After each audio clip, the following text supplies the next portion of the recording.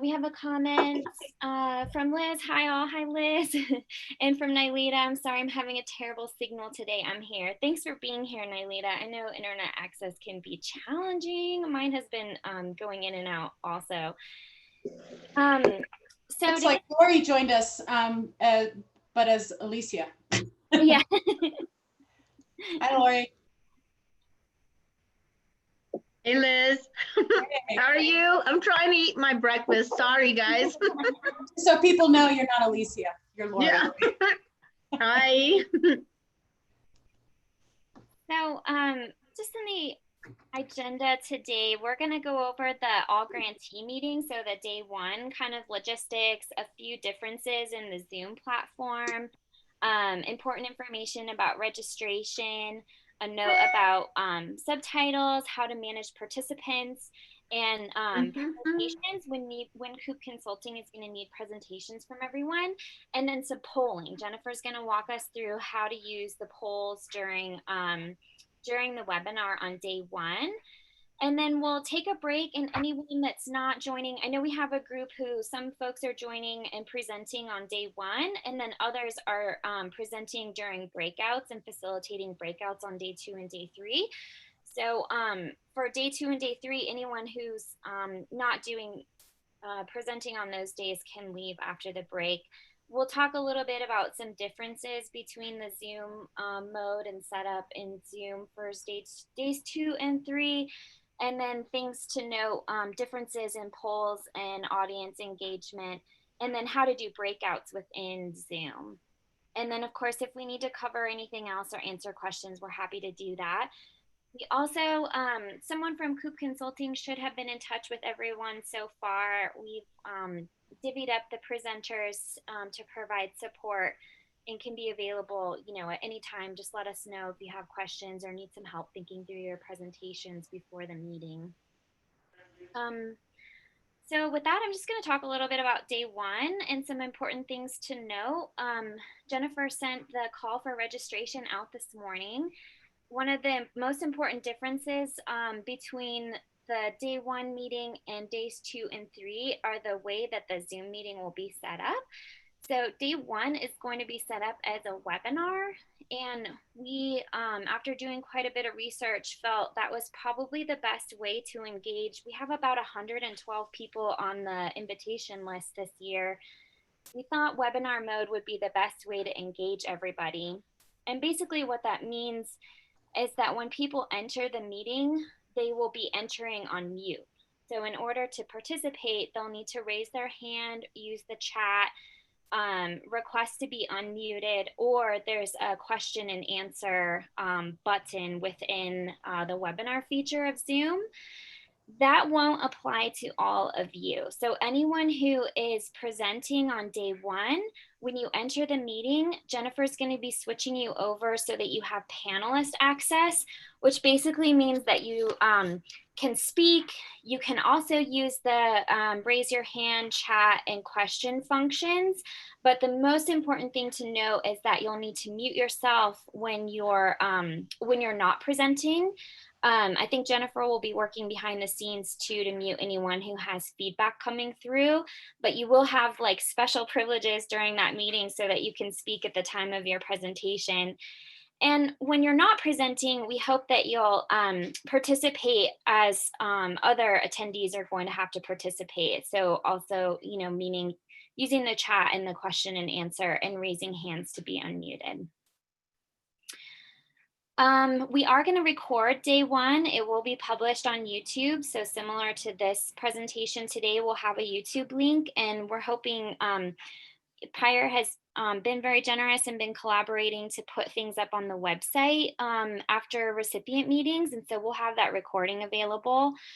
Jennifer and Jesse have also been working to figure out how to put subtitles into that recording. And so subtitles will go into the YouTube video as well. We've learned that we need a third-party entity to do subtitles during the recipient meeting. So we're still working on that. And we may or may not be able to do subtitles in the moment.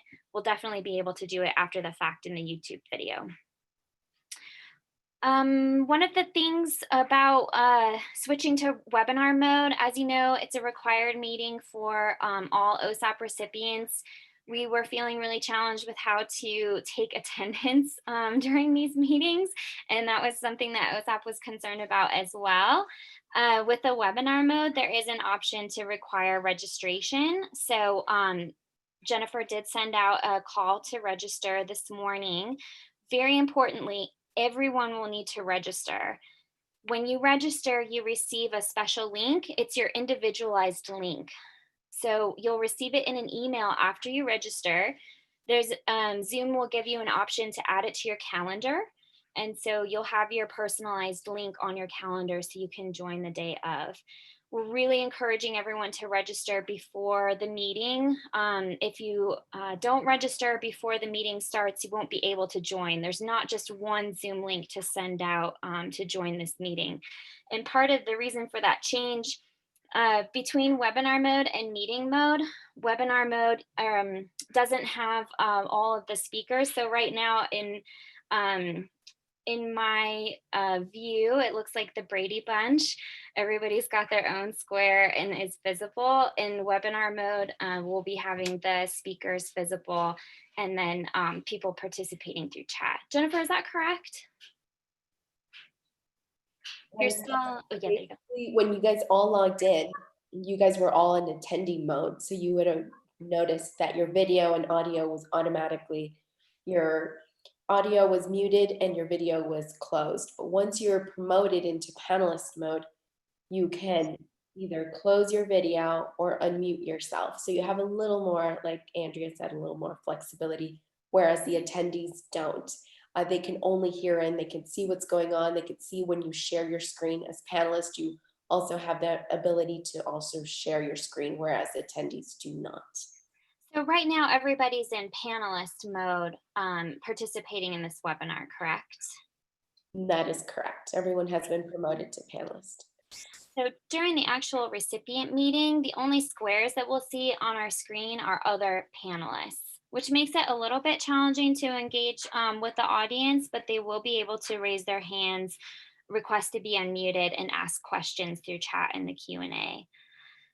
Jennifer brought up another really great point about being a panelist is that you're able to share your screen. So if you have a PowerPoint presentation, we're hoping to get those presentations from you by August 10th. If you have audience engagement pieces within your PowerPoint, that's great. If you need any assistance from us, please let us know. For example, if you're need information to go out to people on how to download Kahoot, for example, a quiz taking app onto their phones. If they're going to need that during your presentation, we can send out the information. We just need to know those kind of logistical pieces before August 10th so we can have everything set up.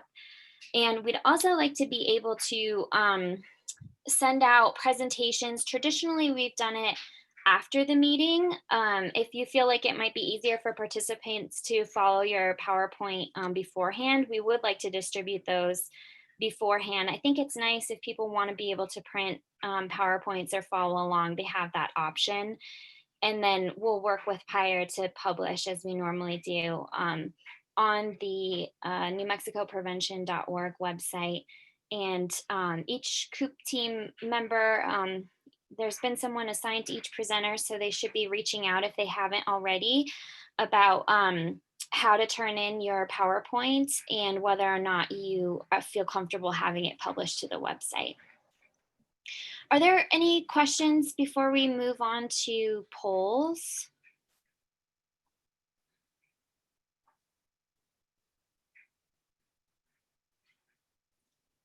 Okay, I'm going to turn it over to Jennifer. She's going to talk a little bit about polls, which is a function within within Zoom that we're starting to get familiar with, and we wanted to make sure you were familiar with too, as it's a cool option for audience engagement during the recipient meeting. All right, thank you so much, Andrea. So polling is a feature that you can use in both webinar mode and also Zoom meeting. It allows you to create single choice or multiple choice polling questions that you can use for your presentation. You'll be able to launch the poll during the webinar and gather responses from your attendees or from all the attendees. You can create up to a max of 25 polls in a single meeting. This is very important because in day one, we're just going to have this one long webinar. So we're going to have several presenters. And what we're going to be doing is if several presenters decide to use the polling feature, then we're going to have to set certain questions up for you and then delete them and then have another set for the other presenters. So it's very important that you record the results for your own records. Usually at the end of the webinar, you can get a report of all the questions and answers. However, once you delete the questions, then it's like starting from scratch. So you won't be able to get a report. That's on day one. But if you decide to use pollings on day 2 and or 3, you would be able to get a report because that's going to be in your meeting. So you can only create up to a max of 25. To conduct polling during your presentation, you can either add polls prior to the meeting or you can launch polls during your webinar.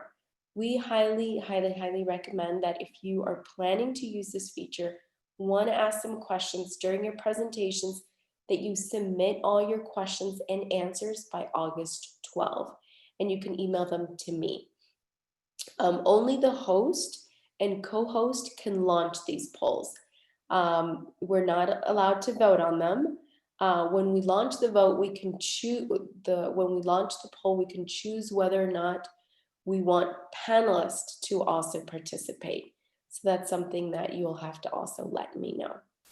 There is also a box that we can check out if we want the poll to be anonymous, which will keep basically all participants' polling information anonymous, both in the meeting and also in the report. But if you do not want it to be anonymous, then you'll see their full name, like Jennifer Espinoza-Ruiz voted this on this particular question. So that's another thing that you could ask a request to have. So let's go ahead and let's do a little demo. But please do remember August 12th is the deadline if you want to have questions on your polls and you want to use this feature to send it to me. So it's going to be your questions, your answers, and if you want it to be anonymous and if you want the panelists to vote. So here we go. I do want to add a note about day one. So day one, during the all grantee meeting, there are a couple of breaks built in to try and prevent Zoom fatigue. And OSAP is working to put together polls to do during those breaks. So we know there will already be 2 polls happening during the meeting. I don't think it's likely that we'll get up to 25 and have that any issues with having too many polls, but like Jennifer said, it's good for us to know how many there are. And Jennifer will set up the polls for you. Since we're hosting this webinar through the Coop account, she'll have access to be able to create polls, and then we can launch them during your presentation. Sorry, my dogs are going nuts. Okay. Go ahead, Jennifer, sorry to interrupt. No, not a problem. So let's go ahead and I'm going to be launching a polls here, and I'm going to allow panelists to vote. And you'll see that the first 2 questions are multiple choice, and then that last one is a single choice. So here we go. You should all be able to see it in your screen. Is that correct? Yes. Okay. So start voting.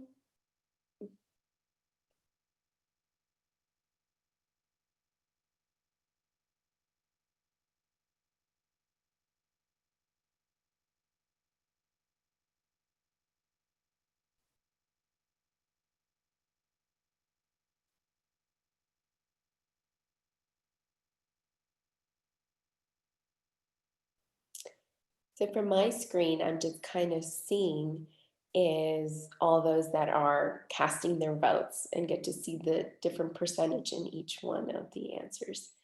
I also have a timer. So it shows that everybody has voted, 100% has voted. So I'm going to go ahead and end the poll, and I'm given the option to share the results. So I'm going to go ahead and share the results with you all. Yes, do we all see them? Yes, oh good. Okay, so you'll be able to see here that 42% have been working in the prevention area for about 1 to 2 years. 25% has been working here for 3 to 5 years. About 8% have been working in prevention for 5 to 10 years, and 25% have been working for more than 10 years. And overall, it seems like about 42% feel comfortable using the Zoom platform to present at the recipient meeting. And has it been helpful so far? Yes. Okay, 92%. Wonderful. And that's it. Pretty straightforward. So everyone kind of gets a feel of how it works. And now I want to touch a little briefly about the breakout rooms. Breakout rooms is another feature that you can use. Jennifer, I hate to interrupt you, but let's talk about that for day 2 and day 3. Okay. Don't believe anyone is going to, correct me if I'm wrong, but is anyone planning on using breakout rooms on day 1? And I'm not sure that it's, Jennifer and I discovered it's probably not even possible during webinar mode, correct? That is Right. correct. It's Okay. only possible in Zoom meeting. So let's talk about breakouts when we talk about day 2 and day 3. I know we do have some presenters that day during the grant specific meetings planning on using breakouts, which is great. I just want to reiterate, thank you so much, Jennifer, for walking us through a poll and what it looks like. The pieces related to, so on my screen as a host, I see when to launch a poll, when to share the screen with people, and when to share results, when to stop sharing a poll. There will be 2 co-hosts during the webinar. That's all that Zoom allows. Jennifer will be one. She'll be controlling the actual Zoom platform. So she'll be troubleshooting, making sure that the meeting is up and running. So she has stable internet connection to host, things like that. And then a co-host. And at the current moment, it looks like OSAP is going to be the co-host. They're going to facilitate this meeting. So they will be able to, Jennifer will be able to launch your poll during your presentation if she knows that poll is coming up and if we have it created beforehand. So if you're not really sure about polls and creating them in the moment, don't want to take time during your presentation to create the poll, I highly recommend sending it to Jennifer before the 12th. She'll be able to set it up for you and also run the poll, show it with participant screens, and then take it down when you're ready within your presentation. So I think it'll be, I hope it'll be helpful to have that kind of technical support so that you can focus on the content of your presentation. Again, those questions just need to be sent to Jennifer, and then we'll probably need to agree on some words like, please show my first poll during the presentation, and when to end the poll, things like that. Does anyone have any questions about polling?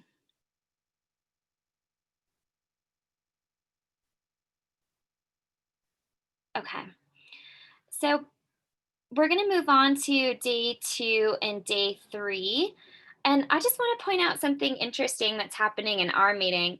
One of the reasons we chose to go to webinar mode, not only we have 100 participants, we wanted to make sure we didn't have a lot of background noise. If people have technical difficulties, we have a hotline they can call, which will ring to Jennifer. She'll help them with the platform. We didn't want that to be a distraction during the meeting. But also, we noticed that a lot of people are really shy about turning on their cameras. And so right now, as the host of this webinar, I see 3 faces, but I see a lot of black screens. And so not to call anyone out, but we had trouble deciding what kind of platform to use, meeting or webinar. And though webinar is a little challenging, we're not used to using it and participants aren't used to using it. We decided to go for it because then the focus will be on the presenter and then anyone who's asking questions. So we're hoping it goes well. Again, with the registration, people will need to register, including you all. So please take a moment and register. And if you need help doing so, let me or Jennifer know. We'll be happy to help. We're going to move on to day 2 and day 3. We'll talk about the difference in the format for the platform. We'll talk about polls and engagement, and then we'll talk about breakouts. We had planned on taking a break at this time, and I'll leave it up to you. Actually, Jennifer, could we take a poll really quickly on whether or not people would like a 5-minute break or to continue? So she's going to set that up. And again, anyone who's not presenting on day 2 or day 3 is free to stay or free to leave the meeting at this time. We really encourage, if you have any questions, reach out to us before the meeting. We're happy to help. And I just sprung, so this is what I just advised not to do. I just sprung on Jennifer a request to create a poll in the moment. She is the fastest typer I know, so we'll see how long it takes to create a poll in a meeting. Well, then I feel like I had a technical difficulty and had to reboot my router, so I missed like all of the relevant information. So I'll have to catch up with Alicia and see what we covered. But anyway, thank you very much for having this, and it's nice to see everybody. It's really good to see you, Athena. We look forward to having you be a part of this meeting. And we do have a recording of this webinar. So oh, that's right. I can watch the recording. Awesome. Please send me a link to that YouTube and I'll totally watch it. Thank you. Definitely. Amazing. All right. So it looks like on my screen, I'm seeing an increasing number of people who would like to take a 5-minute break. So let's go ahead and do that, and we'll meet back here at 11:02, and we'll talk about day 2, day 3, all of the logistics. Thanks a lot, everybody. We'll see you in just a minute.